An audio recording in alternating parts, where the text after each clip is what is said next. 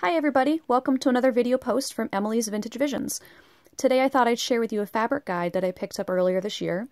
This came from a vendor at the Brimfield Antique Fair, which is a week-long flea market that's held 3 different times a year, May, July, and I believe in September. It's a lot of fun to go to and I highly recommend it. So this particular book, you can see, is one of these large, oversized books. It's got kind of a neat sort of faux alligator or lizard cover to it. This, in a lot of ways, is similar to the pattern books that you would have seen put out by Simplicity McCall and other companies through the 20s, 30s, 40s, and beyond. But rather than patterns, this is all fabric swatches, specifically swatches for men's clothing.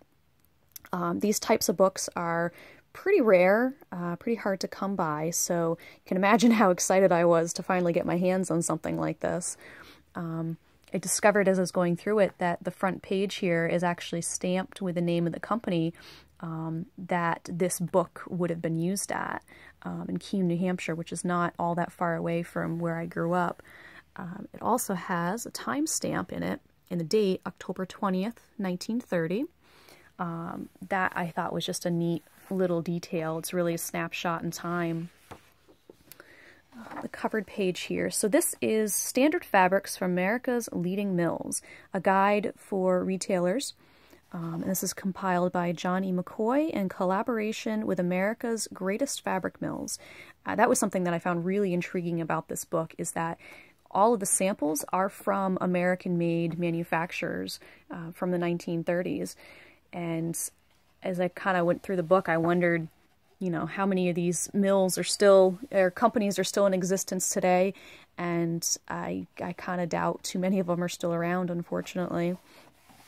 So inside the cover page is sort of an introduction from Mr. McCoy. It's a letter to the retailers of men's clothing here in the United States. And he gives sort of a guide as to how this particular book is meant to be used.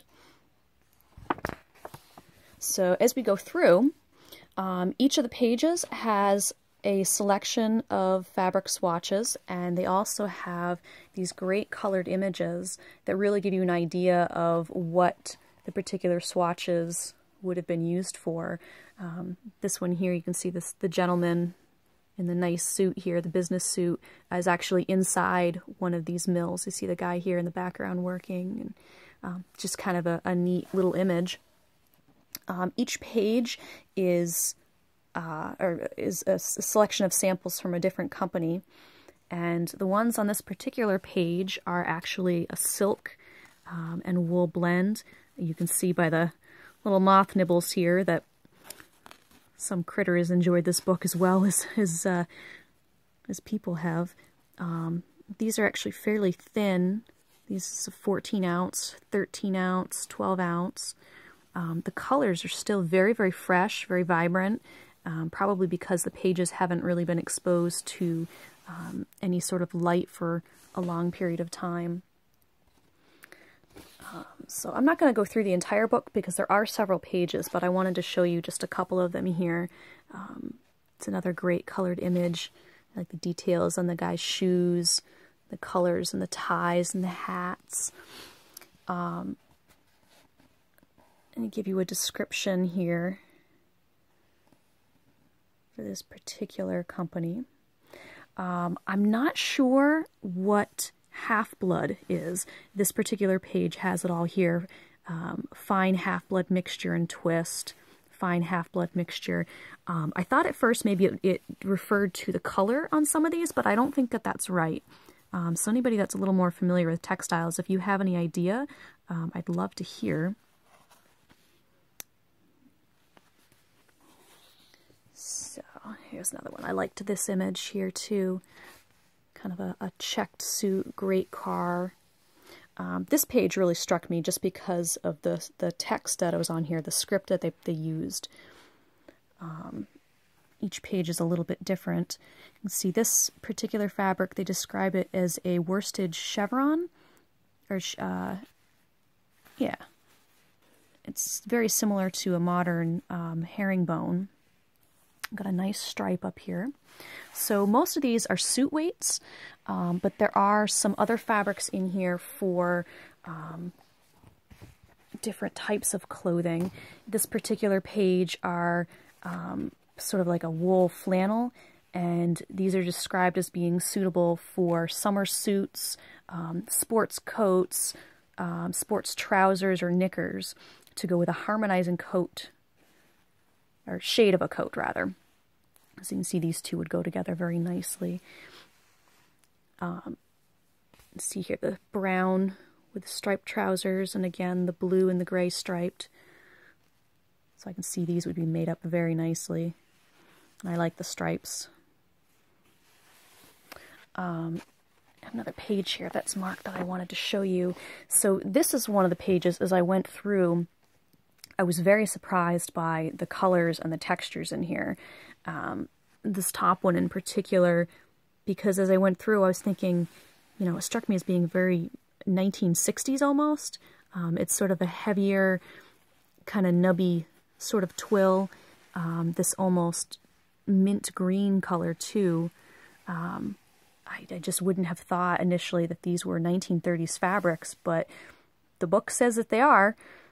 I thought that was rather neat to see. And you can see actually here this overcoat is sort of a checked and spotted material. That's very similar to this one here. This book also includes lining materials. These are satin rayons, fine mohair alpaca, rayon blends, and these are very, very lightweight. This one's actually kind of a silky, more of a satin. It's got a little bit of a shine to it. I don't know how well you can see that there. Another great image. So as I went through these, a few of the pages, the fabrics, you know, they looked very familiar. And as I started going through fabrics from my own stash, I came across some that were very similar. Some of these checks here, while the pattern is a little bit bigger, it's actually very similar to some of the patterns that are in here. If I can find the page real quick. Let's see. I should have marked that page. I didn't, though. Well, anyway, it gives you a good idea. Here's some more Novelty Crepes with a great colored image. This particular fabric, this came from the Door Mill store, which the Door Mill, they used to manufacture the fabrics here in the States, but I believe a lot of the fabrics are imported from England now. But this particular fabric came from there and is a pretty similar weight and texture to some of the samples that are in the book.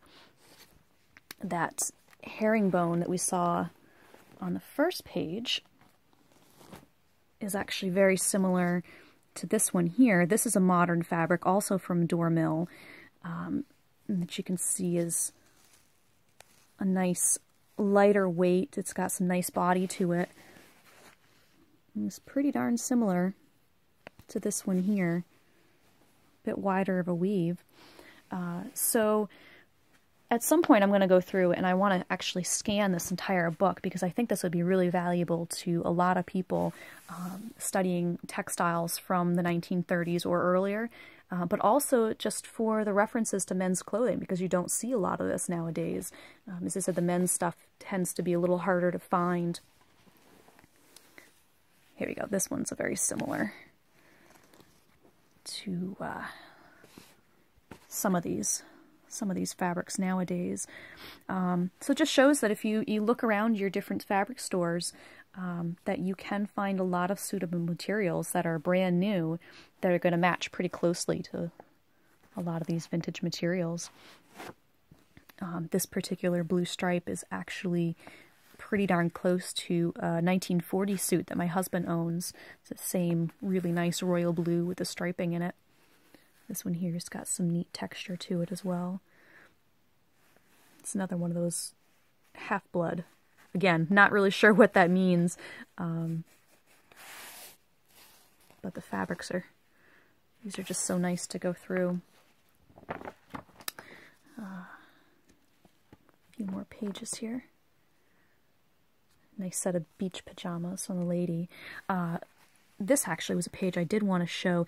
These are summer weight wools, and they're just incredibly thin. I don't know how well you can see that there in the video, but these are just so fine and so nice to feel. And these are described as the ideal lightweight summer suiting. Cool as an ocean breeze with an open weave that permits plenty of air circulation to the body. Now, whether or not these would be lined, I'm not sure. I do imagine that with the suits, you're still going to find the areas, you know, around the collar and down the front. You're going to have some kind of interfacing. The same thing with the inside of the trousers around the waistband and areas. But I don't know if the suits themselves would have had any additional lining material to them. I would imagine they would, because as you can see, these are pretty darn thin. But on a nice hot summer day, I bet they'd be very comfortable. So there you have it. Just kind of flip through a few more pages. Probably the most common color in this book are these blues. These are showing up a little bit gray on my video, but they're actually a very nice royal blue looking at them in person, and many of them do have additional colors or striping in them when you look closely. These two here, how well you can see that, that's got a kind of a neat textured weave to it. And same thing with the black. So I'm hoping to get some good photographs of this and posted onto my blog, so be sure to look for that in the future. And if anybody can answer the question about the half-blood worsted, I'd really be interested to know that. I'm guessing that it's just another name for this particular weave of wool fabric. But yeah, there you have it. A very, very cool book. There's another little stamp there. And look for the pictures on my blog soon. And I think that'll just about do it.